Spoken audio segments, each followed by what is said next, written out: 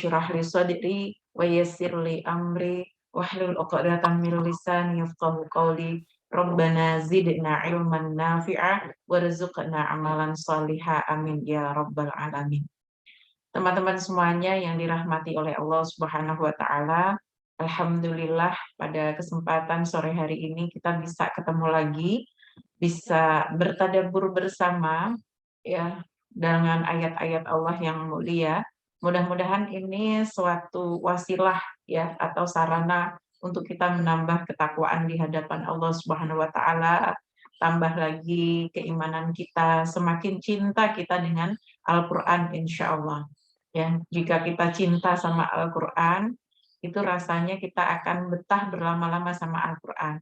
Semua apapun kegiatan kita yang itu ada hubungannya dengan Al-Qur'an, ya, kita akan sayang untuk meninggalkannya. Itu nggak mungkin kita rela untuk berpisah atau berpaling dengan Al-Qur'an. Itu kalau kita sudah cinta sama Al-Qur'an dan menjadikan Al-Qur'an itu teman karibnya kita, ya. Semuanya kemana-mana dalam kondisi apa itu rasanya kita pengennya tuh ya selalu dekat sama Al-Qur'an. Nah, kalau sudah seperti itu, insya Allah nanti suatu masa kita butuh pertolongan Al-Qur'an, Al-Qur'an akan hadir. Saat kita sendirian di dalam kubur, Al-Qur'an akan nemenin kita. Ya, saat nanti orang-orang semuanya kepayahan, kesusahan gitu ya, Al-Qur'an yang akan jadi syafaat untuk kita semuanya.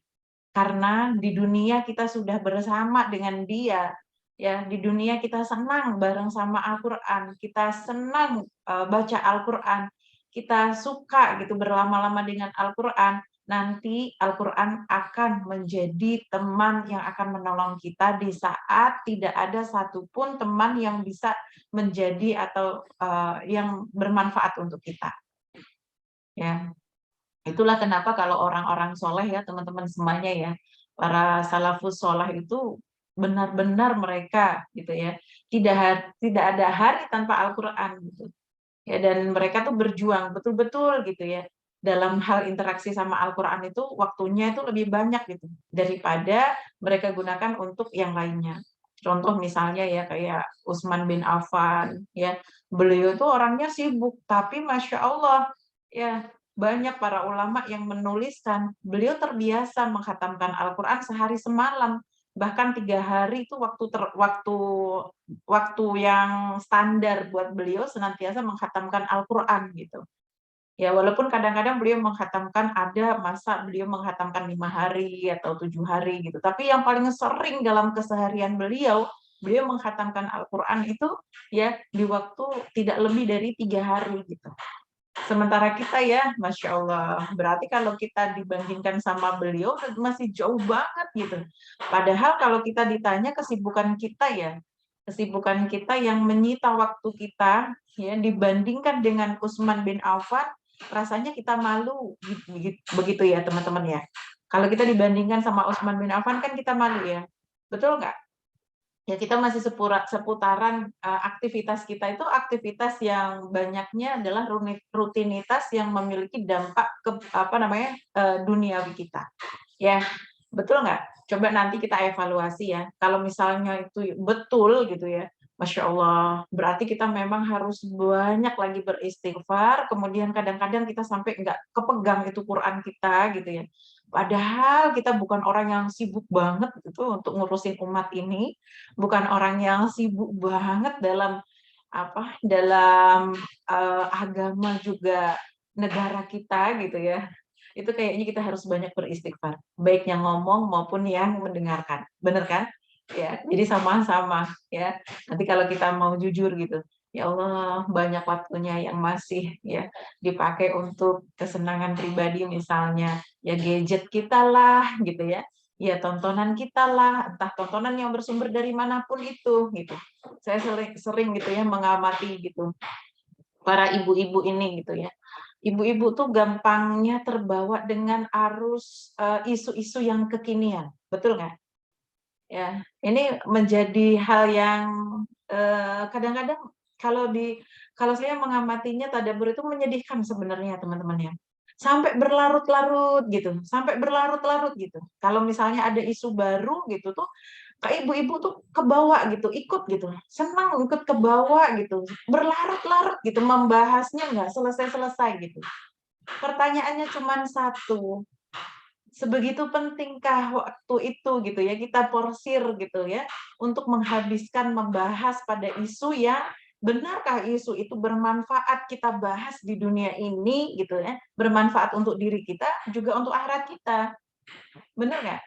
Kenapa kita nggak menghabiskan waktu dengan hal-hal yang bermanfaat ya? Kalau memang waktu kita masih luang daripada kita ngebahas isu-isu gitu ya, yang katanya lagi booming, lagi up sekarang ini gitu ya.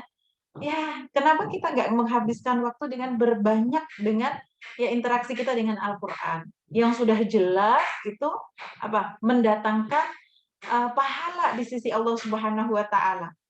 Sudah jelas itu mendatangkan kebaikan-kebaikan untuk kita. Betul nggak teman-teman? Nggak usah kebawa ikut membahas gitu ya, sesuatu yang takutnya kalau sesuatu itu jatuh pada hal ghibah, pada hal yang berbau ghibah gitu maksudnya ya, bukan padahal gitu ya. Ya, pada kondisi yang sampai pada ghibah, teman-teman itu kita ruginya berkali-kali lipat. Betul nggak? Berkali lipat loh ruginya. Apa untungnya buat kita? Pertanyaannya itu.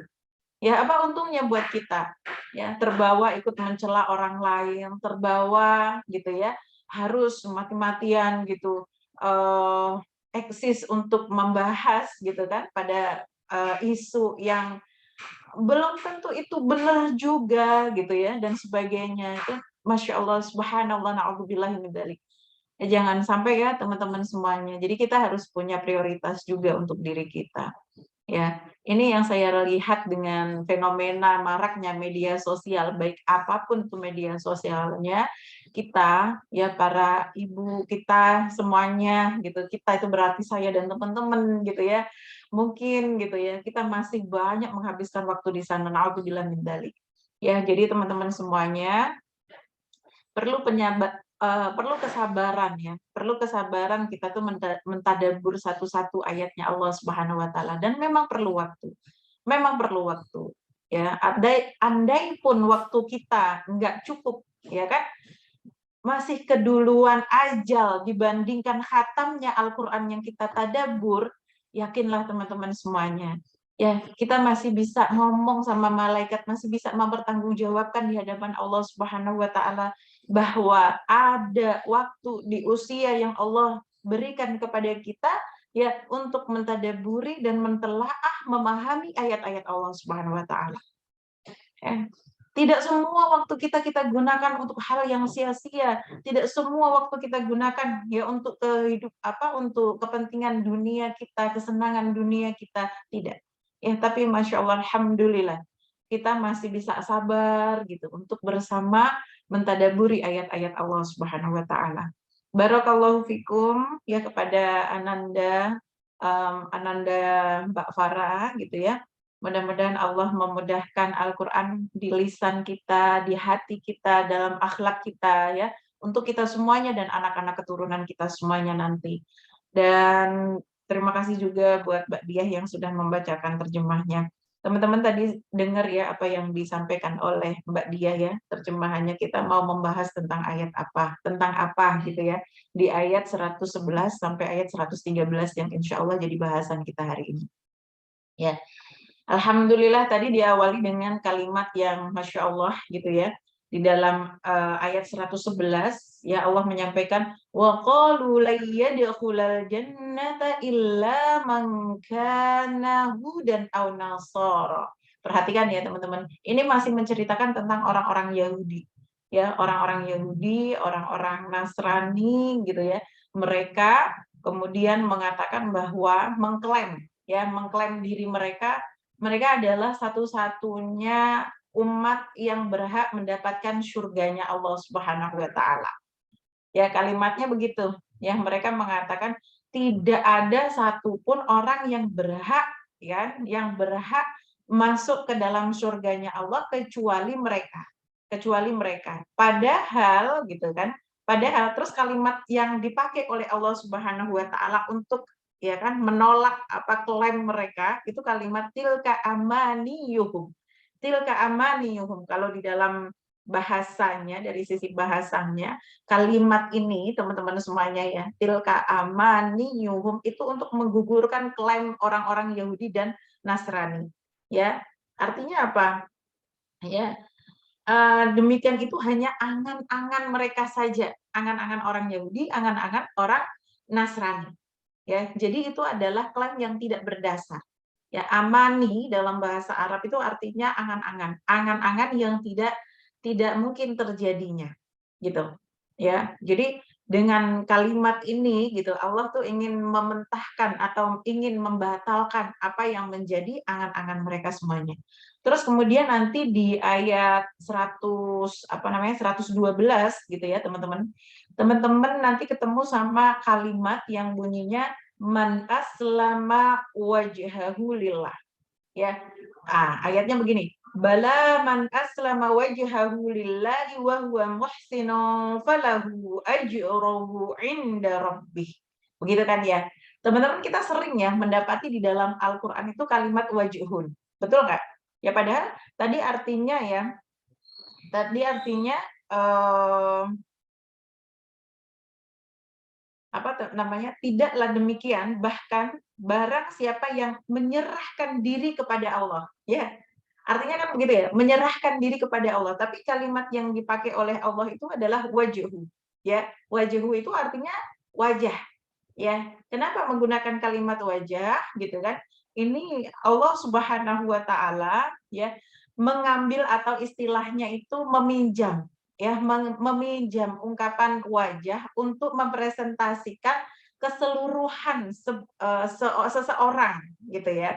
Sama kalau kita mengatakan misalnya wajhullah, ya, bukan hanya berarti kita menghadap kepada wajahnya Allah saja, kepada zatnya Allah Subhanahu wa taala gitu ya. Nah, kalau dalam bahasa balaghah itu istilahnya namanya isti'arah. Ya, ungkapan isti'arah, dipinjam, kalimatnya tuh dipinjam gitu ya. Dipinjam untuk menjelaskan wajah itu bukan berarti hanya wajah seseorang saja gitu ya. Yang menghadapkan wajah kan gini aja gitu. Hanya wajahnya saja gitu ngadep itu tidak, tetapi keseluruhan dirinya ya, keseluruhan diri, keseluruhan seseorang itu. Yang berarti gitu ya, tadi disampaikan bahwa dia yang menyerahkan diri kepada Allah Subhanahu wa taala dalam ketaatan kepada Allah Subhanahu wa taala gitu ya, maka dia akan mendapatkan apa yang tadi dijanjikan di ayat ini.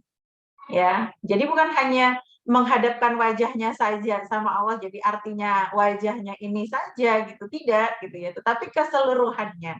Ya begitu juga ketika kita mengatakan wajhullah gitu ya, kita beriman atau kita meyakini bahwa wajah wajah Allah atau wajhullah itu yang baki gitu. Itu bukan berarti hanya wajahnya Allah saja gitu ya, tetapi secara zatnya, secara keseluruhan zatnya Allah.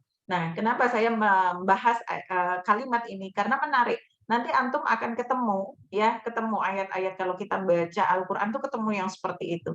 Ya, kenapa di sini gitu ya? Kalimat wajhahu gitu kan. Man aslama wajhahu, kalimatnya dengan menggunakan kata wajah. Artinya sama dengan bahasa Indonesia sebenarnya. Ya, tapi kalau dimaknai di dalam terjemahnya gitu ya, itu tidak akan dimaknai seperti dimaknai wajah ya, yang seperti saya sampaikan tadi, wajah, artinya cuman ini aja, enggak. Tetapi dimaknai seseorang, gitu ya. Jadi man aslama wajhahu, barang siapa yang dia menyerahkan dirinya, gitu. Jadi dimaknai dirinya secara utuh, gitu. Bukan hanya satu penggalan saja, gitu ya. Atau bukan hanya bagian dari jisemnya aja.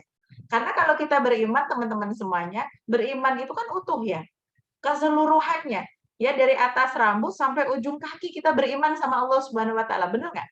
Nggak mungkin kita beriman itu cuma sebelah badan doang. Gimana ceritanya? Iya kan, gitu ya. Nggak mungkin begitu ya. Jadi beriman, ya beriman sama Allah Subhanahu wa taala, menghadap sama Allah berarti menghadap keseluruhan tubuh kita. Nggak mungkin menghadap hanya satu anggota tubuh saja.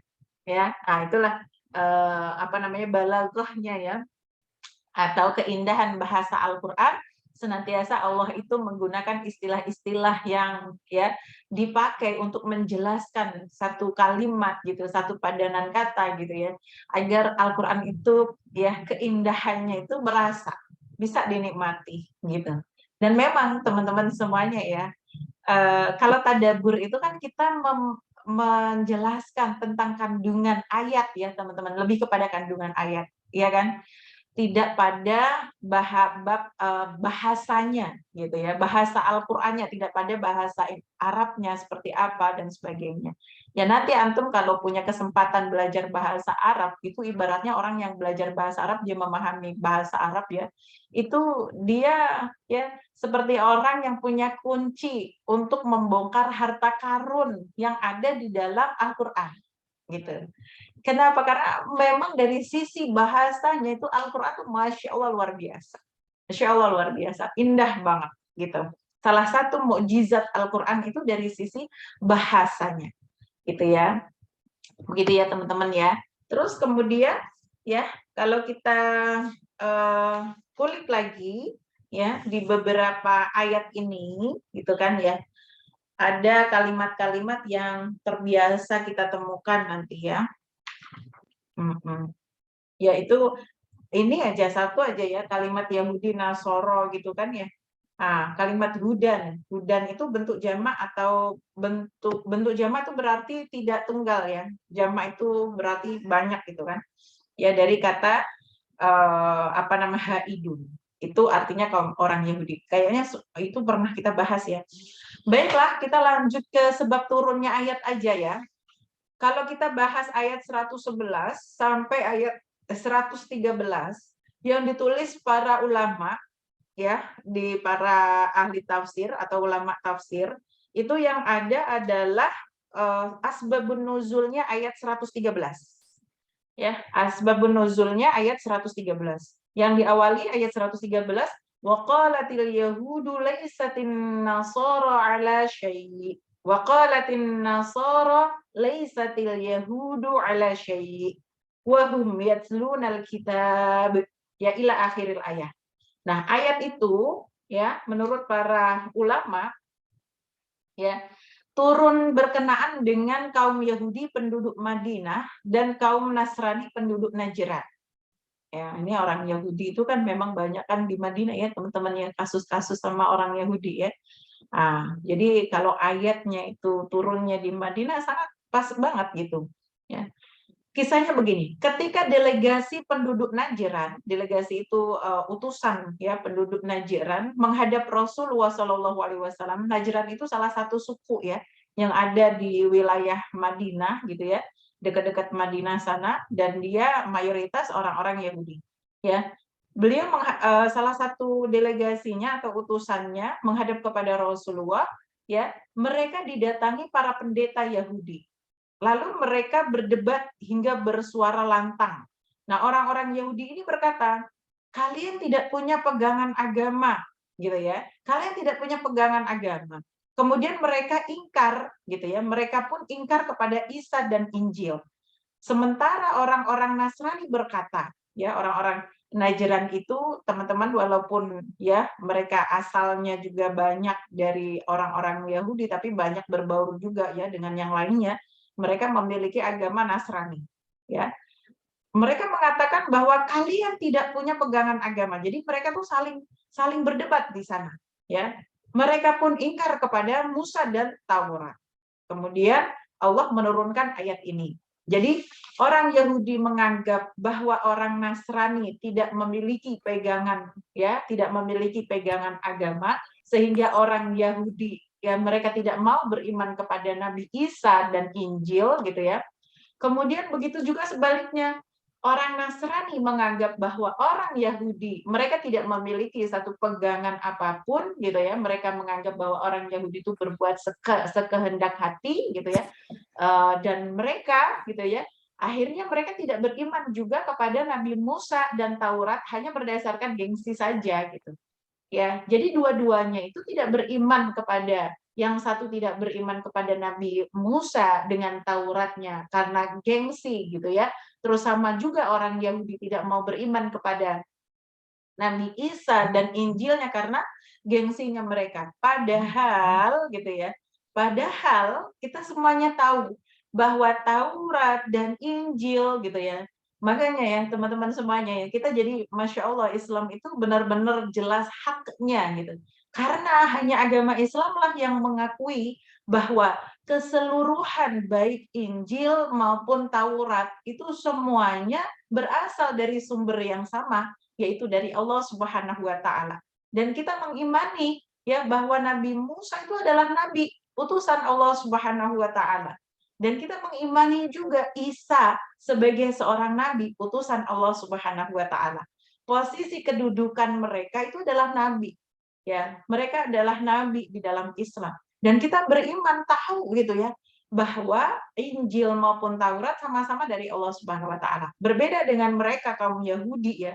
Kaum Yahudi itu tidak akan mau mengimani ya bahwa Isa itu sebagai nabi gitu. Nggak akan gitu. Ya, bahkan mereka itu termasuk orang yang mencela Maryam begitu. Ya, dikatakannya Maryam itu sebagai wanita pelacur lah dan sebagainya gitu. Nauzubillah min dzalik gitu kan ya. Nah, sementara kalau kita kan menganggap bahwa ya kita meyakini, mengimani gitu. Jadi sebenarnya ketika dirunut gitu, nggak ada alasan orang-orang Yahudi maupun orang Nasrani ini untuk menolak Islam. Ya, seharusnya begitu ya. Maka klaim-klaim mereka terhadap gitu ya, ketika mereka ternyata tidak beriman dengan apapun yang diturunkan oleh Allah Subhanahu wa taala, baik masa sebelum Islam itu ada ya, yang sebelum Rasulullah Shallallahu alaihi wasallam diutus, ya sampai Rasulullah Shallallahu alaihi wasallam diutus gitu ya. Kemudian dia menolak semuanya itu dan menganggap dia yang paling benar, paling berhak atas surga gitu. Maka itu dibantah oleh Allah Subhanahu wa taala. Kata Allah apa tadi? Tilka amaniyuhum gitu ya. Nah, ini kalimat bisa tuh buat meledek orang yang kepanjangan angan-angan.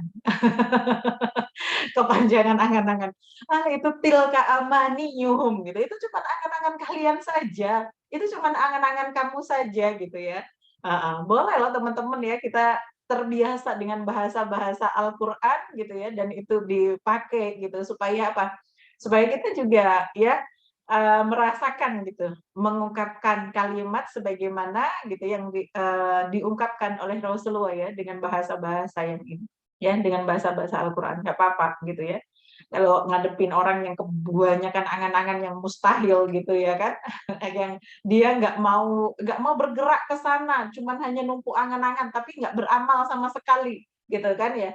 Kita balasnya begitu, tilka amaniyuhum. Jangan sampai gitu ya, seperti orang Yahudi, seperti orang Nasrani, ya mereka hanya berangan-angan tanpa dasar. Ya, nggak ada faktanya nggak ada. Ya nggak ada bukti-bukti, nggak ada sesuatu yang membenarkan gitu ya tentang angan-angan mereka.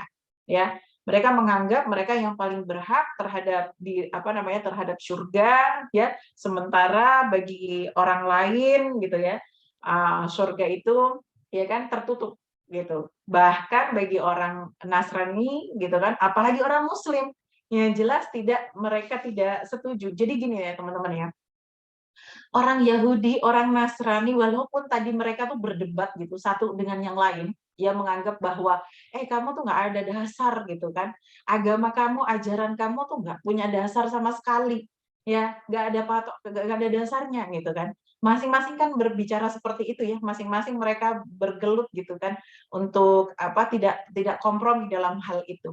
Ya sama kalau mereka berhadap-hadapan gitu ya, mereka juga ya kalau membicarakan tentang masalah religius ya, keyakinan mereka, mereka tuh pasti akan bersih tegang gitu ya. Kenapa? Karena sangat berbeda sekali gitu.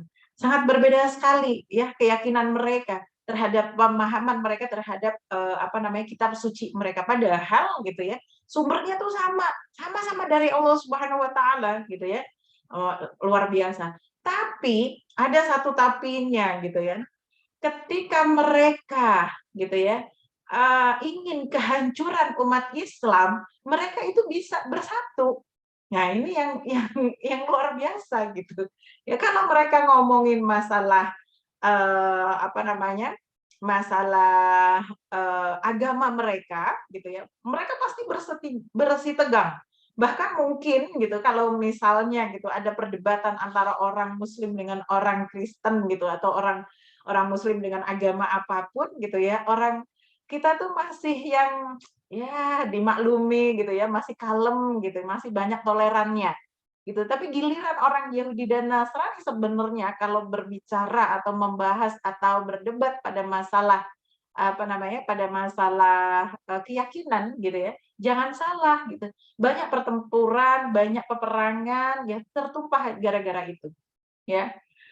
Tapi ketika mereka ingin menghancurkan umat Islam, teman-teman semuanya, ya, ini bukan sesuatu yang, bohong ya, ini, tidak berdasarkan fakta, tidak. Ini faktanya banyak sekali gitu ya. Mereka akan sangat bersatu padu gitu, ya. Bersatu padu untuk menghancurkan Islam, karena mereka sama-sama tidak rela kalau Islam itu besar, kalau Islam itu menguasai dunia. Karena kalau Islam itu menguasai dunia, mereka bakal tidak punya tempat sama sekali di dunia ini. Mereka akan habis, gitu ya. Karena dari segala sisi gitu ya, dimanapun gitu dalam kehidupan religiusnya seorang muslim gitu ya, itu sudah menyeluruh syamil gitu kehidupannya dan ajarannya, gitu. Andaikan Islam itu menguasai dunia, gitu, dia bukan hanya menguasai dari sisi religius tentang bagaimana ya mengatur kehidupan umatnya pada permasalahan yang menjalankan ibadah atau menjalankan agama ini. Tidak, tetapi Islam itu menyeluruh sampai ke ya sektor permasalahan sosial, ekonomi, politik ya dan ke semuanya. Ya, jadi di dalam Islam itu semuanya diatur. Maka kalau ada orang mengatakan, "Udahlah," gitu ya, ustazah itu ceritanya bahasnya tentang masalah sholat, gitu, tentang masalah zakat, tentang masalah zikir, masalah tilawah, gitu-gitu aja, gitu. Ya nggak usah masalah ekonomi, nggak usah masalah politik, nggak usah masalah hukum sosial, gitu kan misalnya, itu salah. Kenapa? Karena Islam itu sempurna teman-teman semua.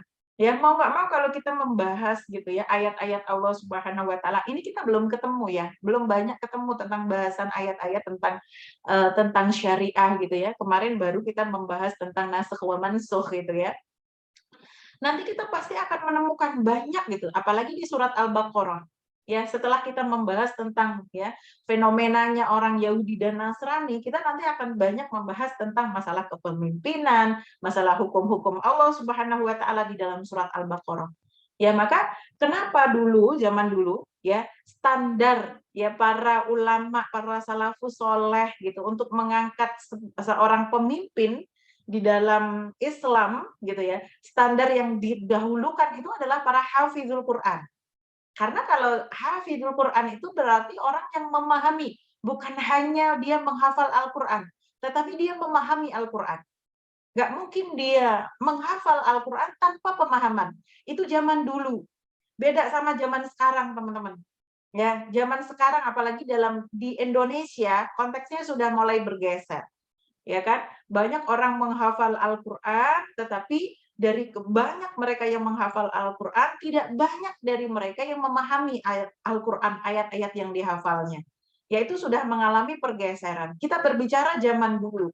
Zaman dulu ketika orang ingin mengangkat suatu pemimpin, baik itu gubernur gitu atau siapapun itu ya pemimpin di umatnya, di kalangannya gitu.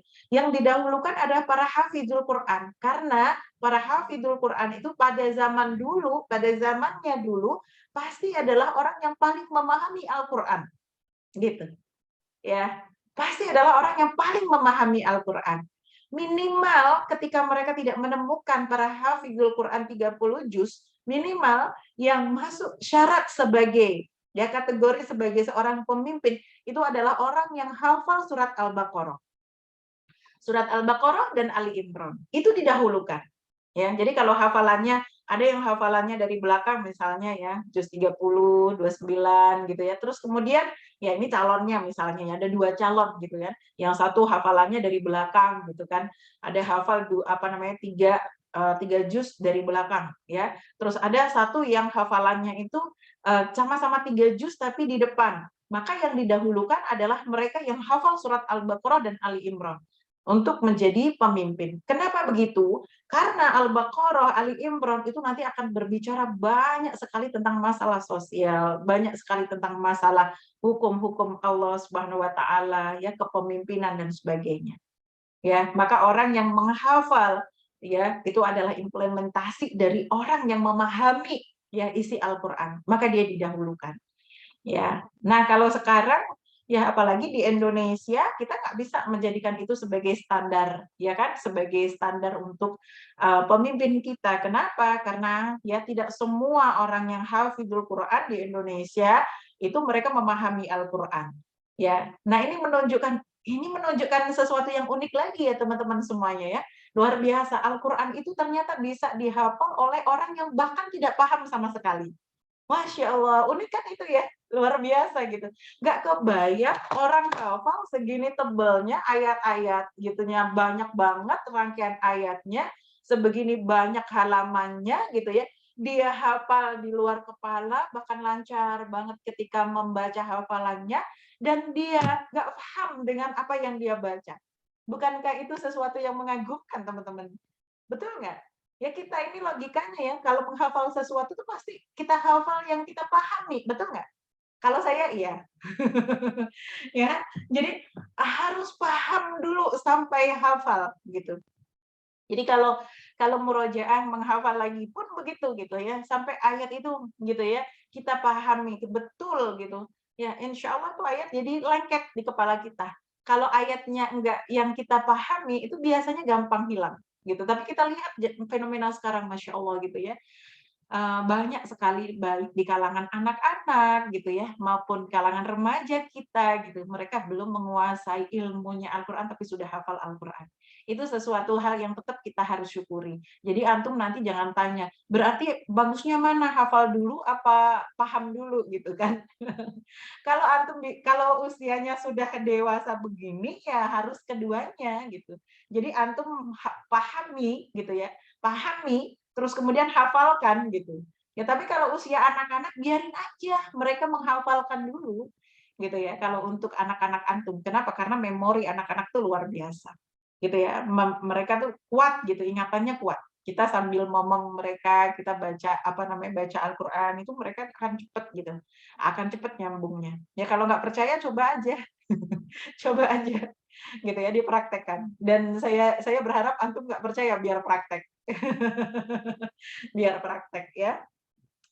Baik, teman-teman, kita kembali lagi ya kepada pembahasan tadi bahwa ya tidak berimannya ahli kitab kepada Al-Qur'an dan kepada Nabi Muhammad SAW itu menimbulkan perpecahan dan kesesatan ya.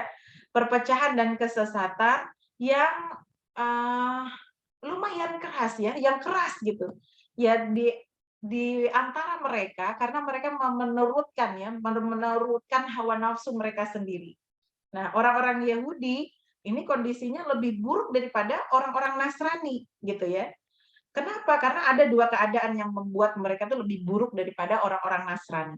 Ya, yang pertama bahwa menganggap sesat orang selain mereka, serta mengklaim ya diri mereka sebagai umat pilihan Allah dan bahwa kenabian terbatas pada kalangan mereka saja. Nah, itu ya yang mengakibatkan orang Yahudi itu jauh lebih buruk daripada orang Nasrani menurut para ulama, gitu kan. Karena mereka menganggap begitu. Pokoknya kalau bukan orang Yahudi, ya kan, kenabiannya nggak sah. Itu yang menganggap dia nggak mau menerima Isa gitu ya. Kemudian yang kedua, kaum Yahudi menganggap kaum Nasrani itu sesat. Ya, sedang kaum Nasrani pun menganggap kaum Yahudi sesat. Padahal tadi sudah disampaikan, Taurat adalah syariat bagi kaum Nasrani dan Injil adalah penyempurna Taurat. Jadi Taurat pun teman-teman semuanya itu juga diturunkan oleh Allah Subhanahu wa taala bukan hanya kepada orang Yahudi ya. Pada masanya itu siapapun gitu ya yang dia hidup pada masanya Nabi Musa alaihissalam harusnya beriman kepada Nabi Musa alaihissalam. Begitu juga ketika datangnya Nabi Isa alaihissalam gitu ya, orang-orang Yahudi yang tadinya pegang Taurat gitu kan ya, mereka juga harusnya beriman kepada Nabi Isa alaihissalam, beriman kepada Injil. Dan terus ketika datangnya Nabi Muhammad SAW, ya, mereka pun harus beriman kepada Nabi Muhammad SAW karena fungsi, ya kan, Al-Qur'an dan kitab-kitab sebelumnya gitu kan ya teman-teman ya, kitab-kitab sebelumnya sampai pada Al-Qur'an gitu ya, yang datang belakangan itu menyempurnakan hukum-hukum dan ajaran yang dahulu, yang sudah ada terdahulu. Ya, jadi ketika dikatakan diklaim ya, ketika dikatakan bahwa Nabi Muhammad SAW sebagai khatimul anbiya, maka mau tidak mau seluruh manusia yang ada di bumi ini, baik yang hidup di masa Nabi Muhammad maupun yang hidupnya setelah jauh di masa Nabi Muhammad SAW, ataupun mereka yang hidup ya sebelum masanya Nabi Muhammad, mereka misalnya ketemu sama Isa, ketemu sama Musa sekalipun, ya mereka tetap harus beriman kepada Nabi Muhammad SAW. Ini perbedaan antara Nabi Muhammad dengan nabi-nabi yang lain. Kalau nabi-nabi yang lain sebatas kaumnya saja, tetapi kalau Nabi Muhammad tidak. Ya, kalau sebatas kaumnya saja itu berarti ada masanya. Kalau masanya sudah habis, ya kan, kemudian datang nabi yang baru gitu kan, dia harus beriman, umat yang selanjutnya harus beriman, ya kan. Tapi kalau Nabi Muhammad tidak. Ya, karena dia adalah nabi yang terakhir dan tidak ada nabi lain selain ya kan Nabi Muhammad SAW ya, setelah Nabi Muhammad itu tidak ada lagi, maka Nabi Muhammad itu menjadi nabinya ya kan umat ya sepanjang masa setelah masanya, setelah masa hidupnya Rasulullah gitu sampai hari kiamat nanti. Tidak peduli kita hidup di masa 1000 tahun setelah masa Rasulullah ataupun misalnya 2000 tahun setelah masa Rasulullah Shallallahu Alaihi Wasallam gitu ya, itu kita hidup di benua manapun gitu ya, baik di Jazirah Arab, Asia, Eropa ya maupun dimanapun, tetap harus beriman kepada Rasulullah Shallallahu Alaihi Wasallam ya. Maka selanjutnya ketika ya orang Yahudi, orang Nasrani tadi mengklaim ya saling merasa bahwa dia yang paling berhak kepada kepada surga ya, paling merasa ya paling berhak kepada ajarannya, dengan ajarannya itu, dengan agamanya itu, dengan keyahudiannya, dengan kenasraniannya gitu ya. Maka Allah mementahkan gitu ya klaim mereka. Ya. Nah, kalimat membantahnya ya, membantah. Kita juga sering gitu ya, kita juga sering gitu melihat kalimat bala gitu ya, bala dalam Al-Qur'an ya. Bala itu artinya macam-macam sebenarnya teman-teman ya. Ada bala kalau di ayat ini tuh artinya ya, bala itu artinya tidak. Artinya ya tidak seperti itu gitu. Artinya mereka itu tidak benar gitu.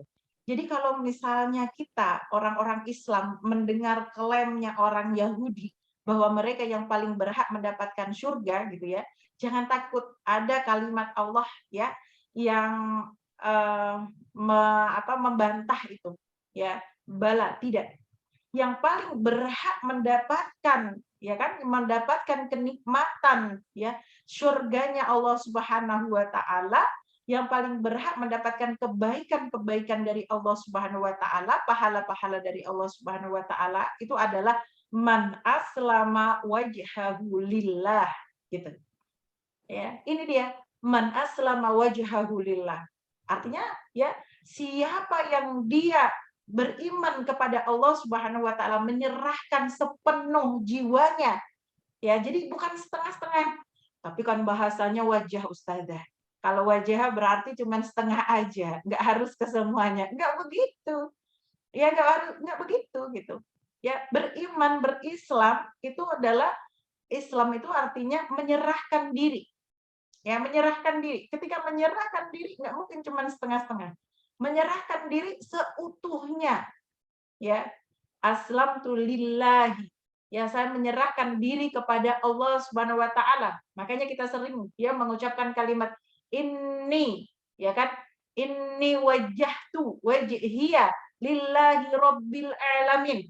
Ya, itu artinya bukan berarti ini sesungguhnya wajahku saja gitu kan? Bukan, tetapi diriku. Artinya begitu. Sesungguhnya diriku sepenuh diri ini, gitu kan? Kuserahkan kepada siapa? Kepada lillahi rabbil alamin. Ya, teman-teman, kalau kita mengucapkan kalimat itu, kalau kita mengatakan bahwa kita menyerahkan diri kita kepada Allah, bagaimana ya? Bagaimana dampaknya kepada diri ini? Berarti kita mengakui sepenuhnya kita ini hambanya Allah. Betul nggak? Sepenuhnya kita ini hambanya Allah. Kalau kita sadar bahwa kita itu adalah hambanya Allah, maka terserah sama Allah. Benar nggak teman-teman? Terserah sama Allah. Mau dibuat bagaimana juga terserah sama Allah. Mau dibagi bagaimanapun juga terserah sama Allah. Mau ditakdirkan bagaimanapun terserah sama Allah. Paham? Ya, maka kalimat fatawakkaltu 'alallah, maka aku pasrahkan diri kepada Allah. Itu berbarengan dengan kalimat itu, gitu ya. Itu senada dengan kalimat itu, gitu ya.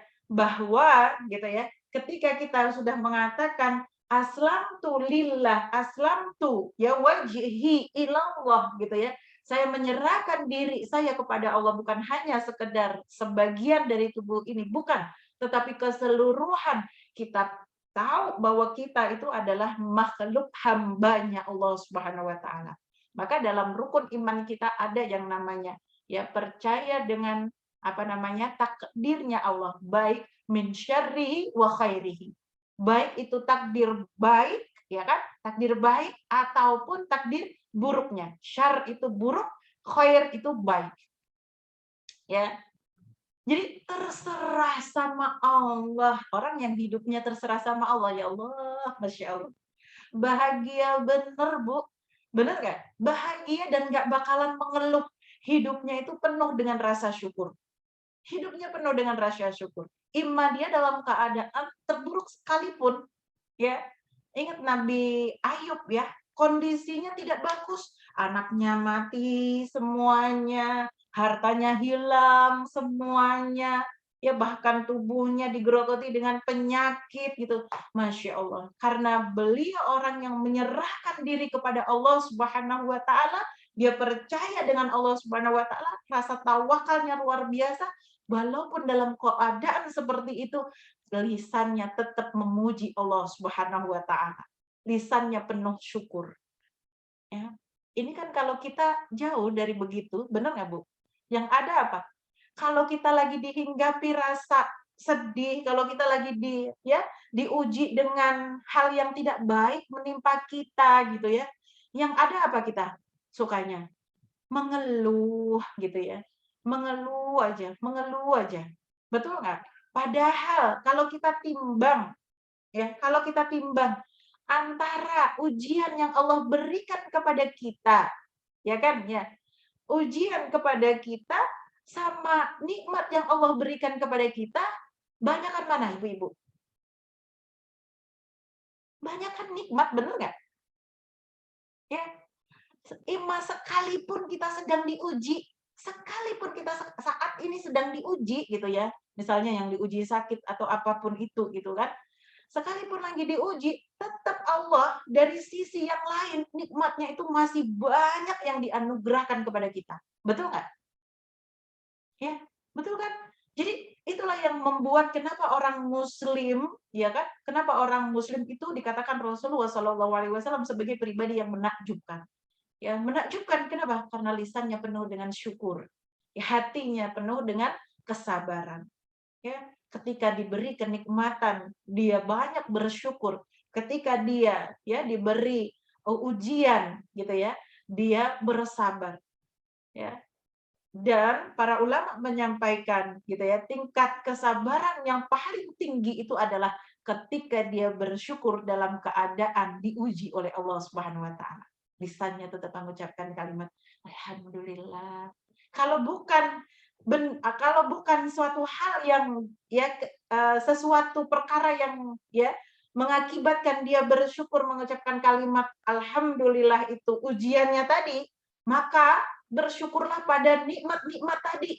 Ini contohnya misalnya kita di sini ya. Kita tuh diuji di sini misalnya. Kita diuji di sini misalnya. Tapi Allah memberikan nikmat, ya kan? Memberikan nikmat di sebelah sini, banyak banget, di sebelah sini banyak banget, ya kan? Ujian kita cuma di sini, gitu kan? Maka kita bersabar pada satu ujian ini, tapi kita bersyukur pada nikmat-nikmat yang ini. Betul nggak teman-teman? Maka kalau kita pahami nikmat-nikmat ini yang begitu banyaknya, tetap berarti lisan kita masih bisa untuk mengucapkan tahmid.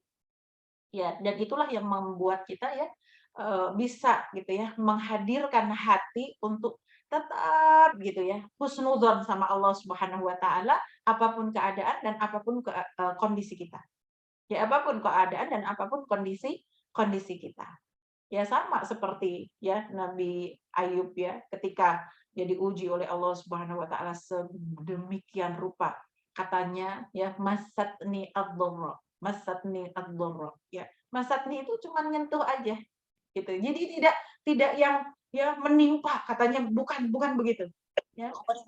Ya, bukan dia membahasakannya itu ya masat nih, cuman disinggung doang. Aku nih lagi diuji, disinggung sedikit ujian dari Allah. Kata dia begitu, bahasa masa gitu.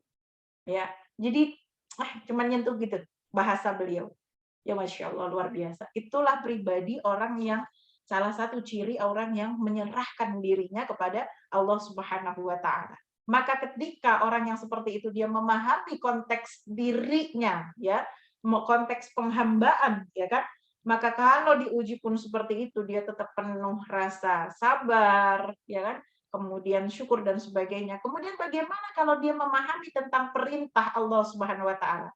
Karena kita ini hamba, kita yang sudah menyerahkan diri sama Allah, maka ketika diperintah oleh Allah, majikan kita, tuan kita, tadi katanya kita hamba kan, ya, maka kita tidak akan berani menolak. Betul nggak? Pembantu aja ya yang kita gaji, benar nggak Bu? Yang gajinya kita itu nggak bisa memenuhi semua kebutuhan mereka, hanya menolong sebagian kebutuhan mereka. Kalau dia bantah kita, bawaannya kita gimana Bu? Pengen pecat, betul nggak sih? Ya, itu aja kita nggak bisa loh memenuhi kebutuhan mereka 100%, paling gajinya itu ya gaji yang dari kita itu memenuhi berapa persen dari kebutuhan dia. Tapi kalau setiap kali kita ngomong, setiap kali kita nyuruh dia gitu kan, kemudian dia membangkang gitu, bawaannya kita gimana Bu? Ya, rasanya ya pengen tak pecat aja nih pembantu, bener nggak sih? Ya, jangan sampai gitu kan ya, jangan sampai Allah memecat kita sebagai hambanya, jangan gitu kan.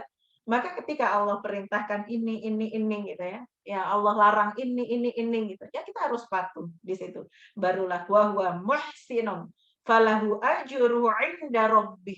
Dialah ya orang yang aslam, yang beriman, yang menyerahkan diri sepenuhnya kepada Allah Subhanahu wa taala, dia adalah orang yang berhak mendapatkan kebaikan-kebaikan dari Allah Subhanahu wa taala dan baginya ya pahala-pahala di sisi Allah, di sisi Tuhannya. Inda Rabbi. Kalimat inda Rabbi itu digunakan oleh Allah Subhanahu wa taala fungsinya untuk memuliakan ya, untuk memuliakan makhluknya Allah yang sudah menyerahkan diri kepada Allah.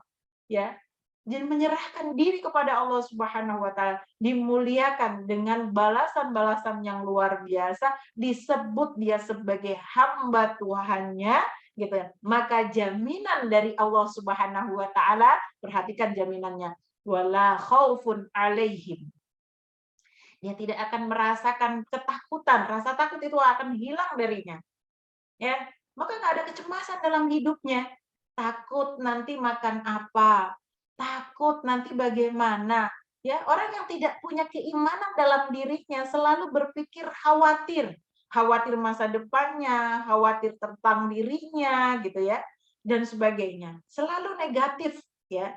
Tapi orang yang beriman, orang yang menyerahkan diri sama Allah, dia pasrah seperti sama Allah ya. Terus pokoknya ya aku serahkan diri sama Allah, terserah Allah, bagaimana Allah memutuskan terserah. Itu dia tidak akan pernah merasakan ketakutan. Jadi teman-teman kalau kita evaluasi diri, muhasabah ya nanti gitu. Ya Allah Ustazah kok saya ini banyak cemasnya gitu, suka takut dengan hal-hal di depan kita gitu. Ya berarti mungkin ya teman-teman kita tuh masih belum sepenuhnya ya, belum sepenuhnya tawakal sama Allah, belum sepenuhnya kita menyerahkan diri kita sama Allah betul-betul belum, gitu. Jadi apa yang harus kita lakukan? Perbaiki keimanan kita, perbaiki ibadah kita, ya. Jadilah seorang muslim yang kafah, yang benar-benar seutuhnya menyerahkan diri sama Allah. Nanti pasti Allah tidak akan pernah bohong. Wala khaufun alaihim. Nggak ada takut. Nggak ada merasa cemas, ketakutan-ketakutan dengan hidupnya, kekhawatiran terhadap dunianya gitu ya. Itu tidak akan terjadi. Wala yahzanun. Perhatikan. Orang-orang soleh selalu bawaannya itu bahagia. Jangan dikira mereka nggak punya masalah. Ada, Bu. Ada, tapi dia tahu di mana letak menggantungkan masalahnya. Ya jangan dikira mereka tidak punya kesusahan dalam dunia ini. Jangan dikira begitu. Tapi mereka tahu di mana letak menaruh dan menggantungkan kesusahannya, permasalahannya, bebannya. Dia tahu. Ya digantungkan kepada siapa? Kepada Allahu Ahad, Allahus Samad. Maka bagi dia, ya beres. Ya, kalau Allah yang maha besar dengan segala macam kekuasaannya yang kita bahas, ya kan? Masya Allah sudah kita tadabbur banyak banget kekuasaan Allah Subhanahu wa taala, maka apalah arti urusan kita di matanya. Betul nggak? Nggak ada artinya gitu ya. Allah memberikan apa namanya jaminan kepada kita wala khaufun alaihim wala hum yahzanun. Ini sifatnya orang mukmin harusnya memiliki kepribadian yang seperti itu. Nggak takut dan nggak akan merasakan kesedihan. Kok orang muslim kok bawaannya cemas gitu, nggak jelas sedih terus gitu. Berarti ada yang salah dalam keislamannya. Berarti ada yang salah dalam keimanannya. Cepat-cepat harus diobati, ya. Ya, ini ayat-ayat yang luar biasa ya. Ayat-ayat yang luar biasa. Jadi teman-teman kalau lagi sedih, kalau rasanya gimana-gimana, cepet-cepet lari aja sama Quran gitu ya. Cepet-cepet lari sama sejadah, cepet-cepet gitu ya.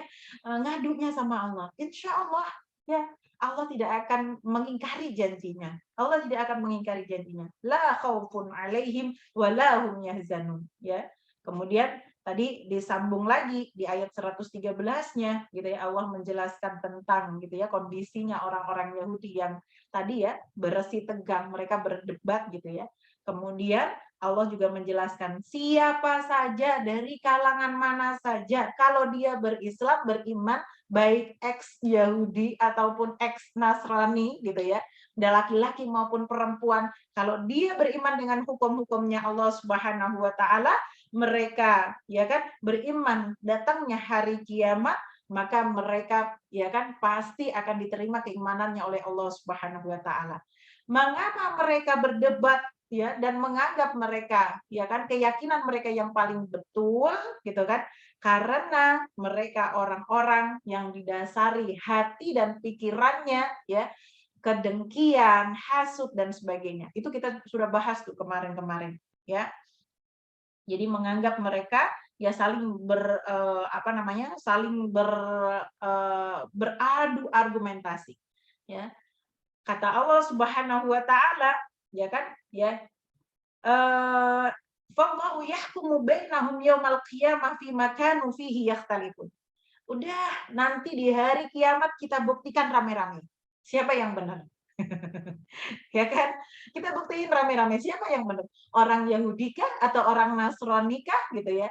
Semua dua-duanya tidak akan ada yang mendapatkan sesuai dengan angan-angan mereka. Karena mereka akan melihat ya bahwa yang betul adalah orang-orang muslim yang dijamin oleh Allah Subhanahu wa taala keimanannya ya kan? Dan insya Allah mudah-mudahan kita senantiasa ya diistiqomahkan di dalam agama ini, dalam keimanan ini, dan mudah-mudahan kita senantiasa ya membawanya serta sampai akhir nafas kita sehingga ketemu sama Allah Subhanahu wa taala dalam keadaan mukmin, dalam keadaan Islam, ya maka kita tidak perlu ikut berdebat di sana.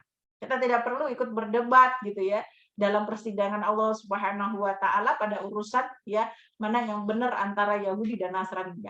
ya kita tinggal nonton aja. Ya kita tinggal nonton itu orang-orang Yahudi, orang-orang Nasrani pada gontok-gontokan gitu ya. Terus akhirnya Allah yang memutuskan gitu, mereka dua-duanya kecelek. Ya emang kita bisa ya Bu, nonton apa namanya, orang-orang apa namanya, orang-orang yang berdebat di akhirat itu bisa. Ya, Allah menghendaki bisa ya. Di dalam juz 30 ada tuh ya, ketika orang-orang mukmin mereka duduk di apa namanya, di bangku-bangku sambil menikmati apa, menikmati kenikmatan surga gitu ya. Mereka masih bisa menyaksikan gitu ya, orang-orang yang mungkin di dunia ya, orang-orang yang dulu gitu ya, dengan keangkuhannya, dengan kekafirannya gitu ya, mereka menghina-hina kita gitu kan, mereka menganggap kita yang salah dan sebagainya gitu ya. Kayak gimana sih kehidupan mereka di akhirat kelak gitu ya. Itu bisa kalau kita mau minta sama Allah untuk melihatnya, melihat mereka gitu ya, akhir ujungnya itu kita bisa gitu ya. Tapi kalau kata kata guru saya, itu berarti level surganya rendah itu. Level surganya rendah. Kenapa masih bisa melihat gitu, masih pengen ada hasrat melihat orang-orang yang apa namanya, orang-orang kafir, orang-orang yang dulu nyakitin kita misalnya, dendamnya dibawa ke apa namanya, ke ke akhirat gitu ya. Itu berarti level surganya rendah gitu.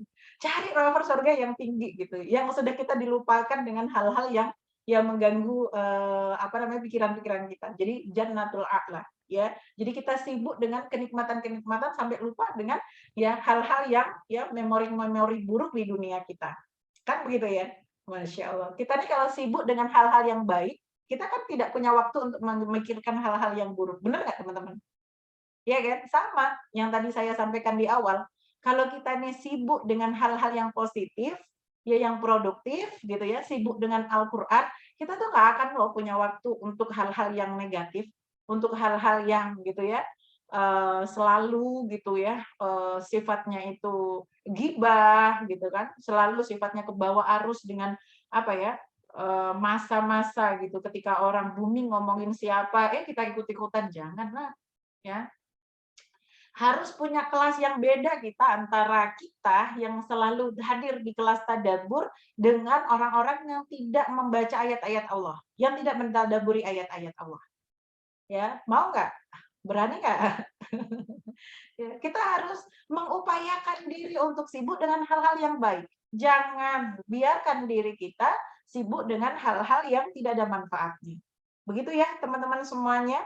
Ini tadi, tadabbur ayat yang luar biasa, ya, ayat 111 sampai ayat 113, walaupun dibahasnya sampai kemana-mana, ya, tidak lebih untuk menasehati, baik menasehati diri sendiri maupun, ya, siapapun yang ada di majelis, ya, yang mendengarkan dan siapapun yang hadir. Mudah-mudahan Allah ridho dan mudah-mudahan Allah senantiasa memudahkan kita untuk beramal soleh. Teman-teman, ya kita sama-sama berdoa untuk teman-teman kita yang lagi sakit dan subhanallah ya, saya juga banyak sekali teman-teman yang lagi sakit gitu ya, yang terpapar lagi COVID ya, kemarin-kemarin memang nggak ada gitu ya, tapi Masya Allah subhanallah ya, ala kudratillah ya, eee, ini banyak sekali bermunculan kasus-kasus lagi ya. Mudah-mudahan Allah beri kesabaran ya kepada teman-teman semuanya, ya, pada para teman-teman yang, di jamaah tadabbur, ya, ataupun dengan keluarganya gitu ya, yang lagi diuji oleh Allah Subhanahu wa taala, sakit dan sebagainya, mudah-mudahan Allah angkat penyakitnya, ya, Allah sehatkan, Allah sembuhkan seperti sedia kala, dan Allah berikan kesabaran. Dan mudah-mudahan sakitnya adalah penggugur dosanya, ya. Allah ampuni dosa-dosanya, ya, Allah jadikan dia sebagai orang yang bersih ya karena kesabarannya ya menghadapi sakitnya. Dan mudah-mudahan Allah sehatkan semuanya. Ya, baik teman-teman kita baca suratul Fatihah ya niatnya untuk teman-teman kita yang lagi diuji oleh Allah Subhanahu wa taala dengan doa-doa yang tadi kita panjatkan ya mudah-mudahan Allah kabul dan mudah-mudahan Allah menjaga kita semuanya yang sehat ya tetap sehat jaga imun gitu ya tetap, mudah-mudahan tetap baik, tetap sehat terus gitu ya, dan mudah-mudahan Allah senantiasa jaga kita dan keluarga kita. Ala hadhihi niyah as-shalihah, al-Fatihah. A'udzu billahi minasyaitonir rajim. Bismillahirrahmanirrahim. Alhamdulillahi rabbil alamin. Arrahmanir rahim. Maliki yaumiddin. Iyyaka na'budu wa iyyaka nasta'in. Ihdinas siratal mustaqim. صراط الذين أنعمت عليهم غير المغضوب عليهم ولا الضالين. الحمد لله رب العالمين حمدا يوافي نعمه ويكافئ مزيده. يا ربنا لك الحمد كما ينبغي لجلال وجهك وعظيم سلطانك. اللهم صل على سيدنا محمد وعلى آل سيدنا محمد. اللهم افتح أبواب رحمتك وارفع درجتنا واشف مرضنا وانصرنا على إخواننا المسلمين في جميع العالم. اللهم اغفر لنا ذنوبنا وإخواننا وآبائنا وأمهاتنا وذرياتنا واجعلنا للمتقين إماما. ربنا لا تزغ قلوبنا بعد إذ هديتنا وهب لنا من أزواجنا وذريتنا قرة أعين واجعلنا للمتقين إماما. واجعلنا من أهلك يا رب واجعلنا من أهل القرآن واجعلنا من خاصتك. ربنا آتنا في الدنيا حسنة وفي الآخرة حسنة وقنا عذاب النار. اللهم أدخلنا الجنة مع الأبرار وأدخلنا الجنة مع رسولك الكريم صلى الله عليه وسلم. Amin ya rabbal alamin. Alhamdulillahirabbil alamin. Ya mudah-mudahan Allah ijabah semua doa-doa kita semuanya, teman-teman semua yang sakit-sakit tadi ya sudah didoakan juga. Masih ada waktu sebenarnya kalau mau ada yang bertanya ya, tapi kalau misalnya tidak ada pertanyaan jangan dipaksa untuk bertanya ya. Al-haqqu min rabbikum fala takunanna minal mumtarin. Saya kembalikan lagi kepada Mbak Mila. Assalamualaikum warahmatullahi wabarakatuh. Waalaikumsalam. Baik.